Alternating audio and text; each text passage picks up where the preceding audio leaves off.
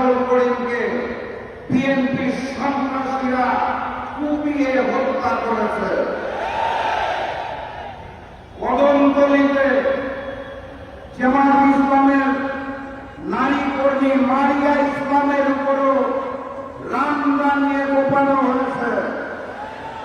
আমিরে জামাত আজকে এখানে উপস্থিত হবেন সেটা জানার পরেও এই কাওরান বাজারের জামাত ইসলামের নির্বাচনী বুথ পুড়িয়ে দেওয়া হয়েছে। এই বিএনপি ফ্যাসিস্ট হাসিনা পালিয়ে যাওয়ার পর 200 অধিক হত্যা করেছিল।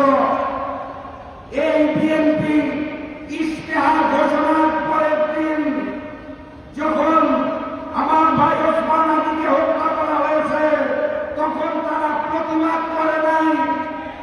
এই বিএনপি গতকাল রেজাউল করিমকে নির্মমভাবে হত্যা করেছে।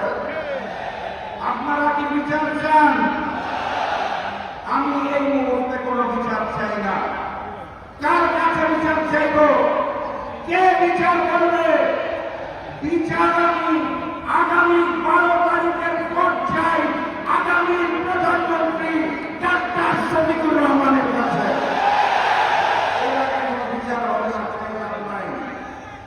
শরীফ ওসমান আলী বলে গিয়েছিল জীবন দেব জুলাই দেব না। ওসমান আলী তার কথা রেখেছে, জীবন দিয়েছে। এখন আমাদের কথা রাখতে হবে, কোন ভোটে হাকে জয়যুক্ত করে জুলাইকে আমরা দেব না ছাড়া রাখতে হবে। কথাবার্তা পরিষ্কার। ওই যে কোটাল কাছে রামদা নিয়ে যারা আয়োজন চালাচ্ছে সব চলবে না। নীরবে যারা সন্ত্রাস চালাচ্ছে চাঁদাবাজি চালাচ্ছে সব চলবে না। কথা কি বোঝা গেছে? একটা নাম চেয়েছি আমরা, সাইফুল আলম খান মিলন, যার নামেই আছে মিলন। আপনাদের সাথে মিলিত হয়ে ঢাকা 12 আসনকে গড়ে তুলবে ইনশাআল্লাহ।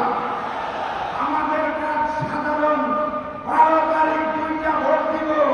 কোন ভোটে হাতে জয়যুক্ত করতে হবে।